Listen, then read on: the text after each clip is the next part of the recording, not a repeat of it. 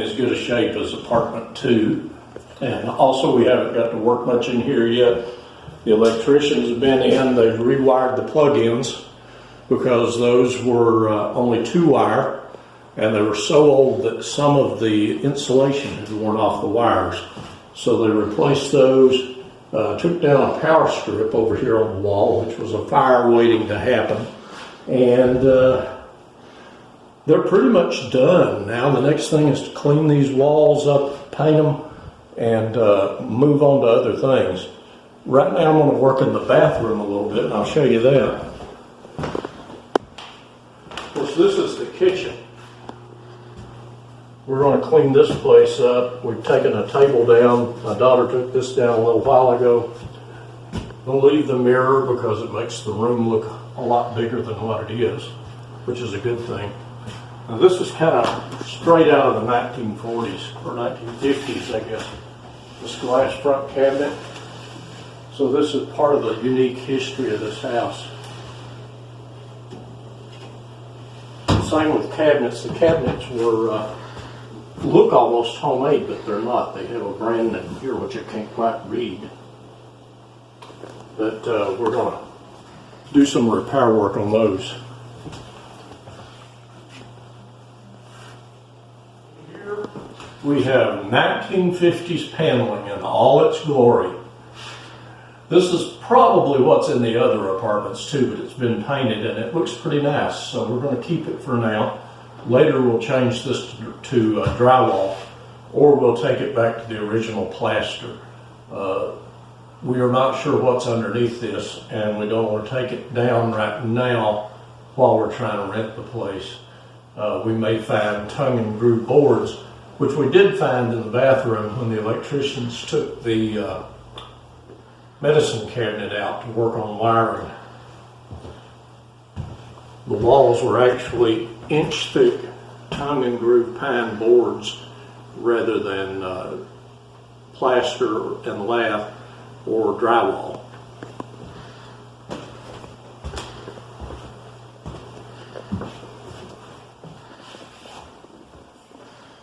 Okay, here's what we have to do today. This section of tile came out when the electricians were working, so I've got to put that tile back in and regrout it. And frankly, I don't know what I'm doing. I've never done this before for the repair, so we're going to learn together, I guess.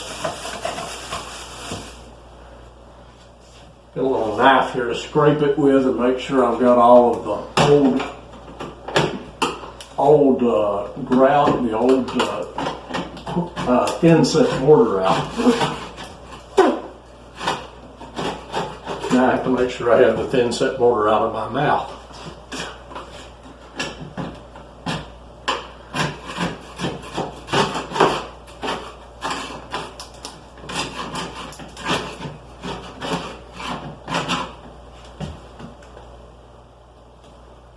Now this appears to be just plywood or board with plaster laid right over top of it, and then you got paintable wallpaper on top of that.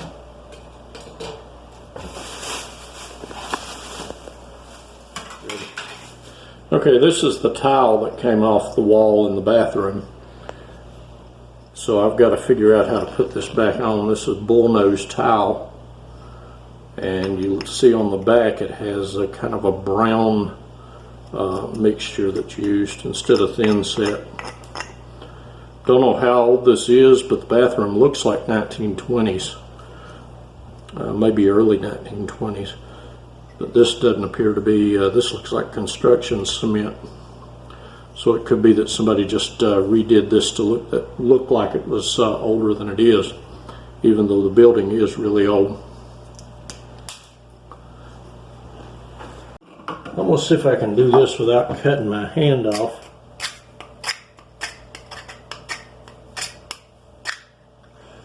And that's not going anywhere. Look at this. This is not budging at all. It's got grout still on the side of it, and get the grout off, looks like, but not the stuff they use to put it on. Mastic, I think they call it.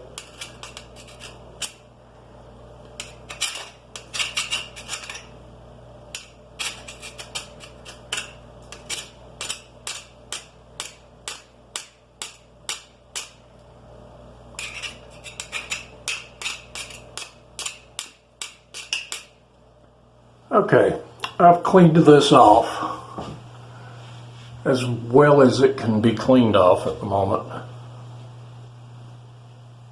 And I'm getting ready to put the tile up here, so just keep watching and we'll get that up there. I've also got some painter's tape to put on it to hold it once it's in place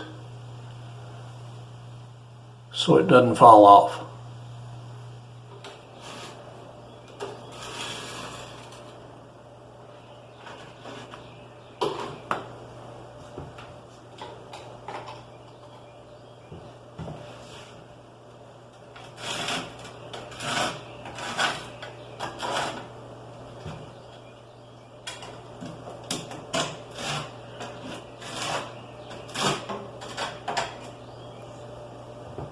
Again, this is not something that I am well versed in, but when you're buying a place like this, you've got to learn to do some of the work yourself, or it's not going to work out too well for you.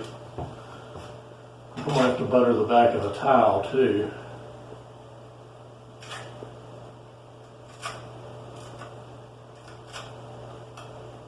Like butter and toast.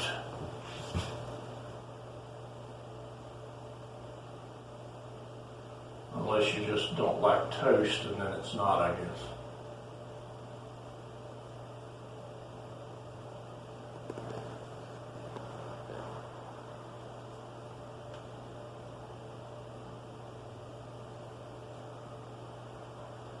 I did not get a grout float today,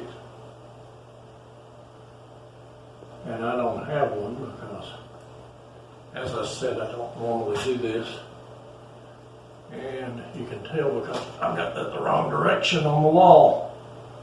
Okay, put it back in here, like this.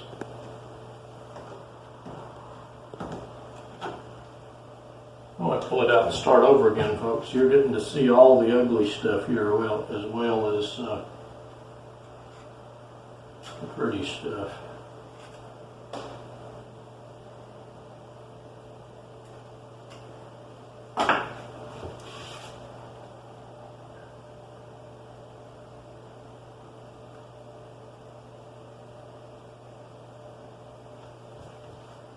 I think I told you a while ago, this is bullnose tile, which means it has a lip on the side that kind of looks like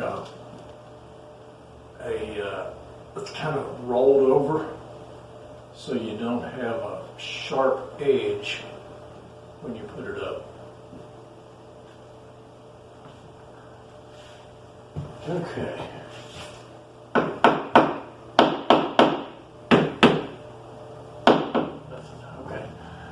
I'm going to go diagonally across this, and that will push the mortar into the cracks and grout it as I go, I hope.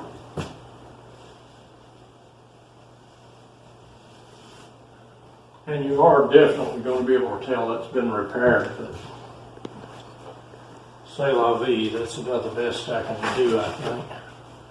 Keep trying at it, and if I don't get it right, I'll take it back down and do it again.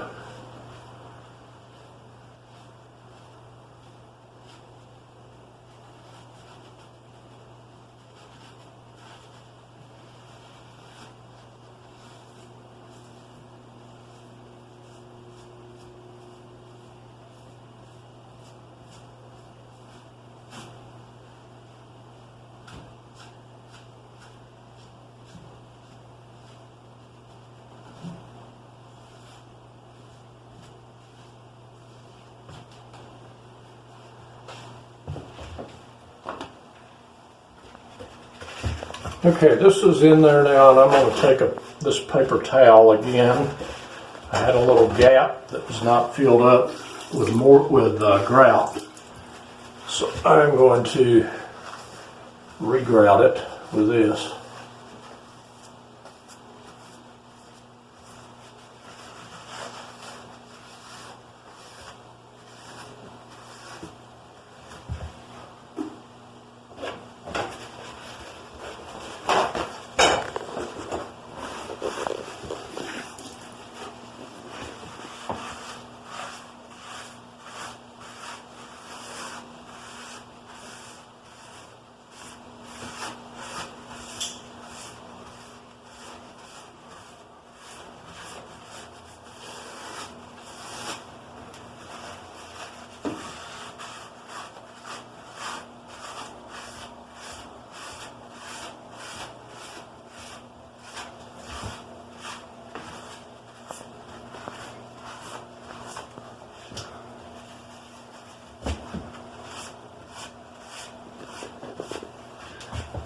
And for now, I think I'm going to leave it at that and come back when it dries and go back over it again just to make sure I don't have any mortar or any grout on the outside of it. But that's got the tile back in place, as you can see. And it doesn't look horrible, I guess.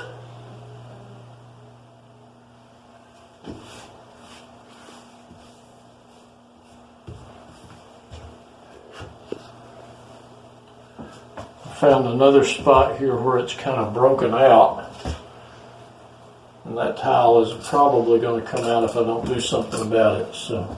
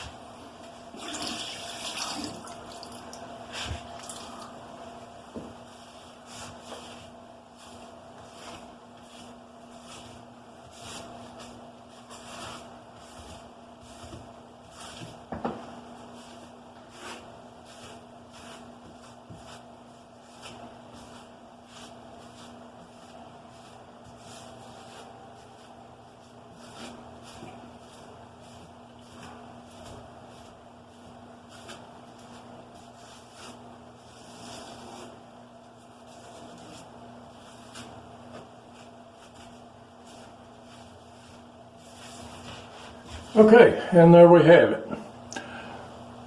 I don't think it looks half bad considering I've never done this. Thanks for coming back to the mountain view and watching us do a little bit of tile repair in this bathroom in this 117-year-old house. Hope you join us the next time, and we hope you subscribe to the mountain view. Thanks a lot.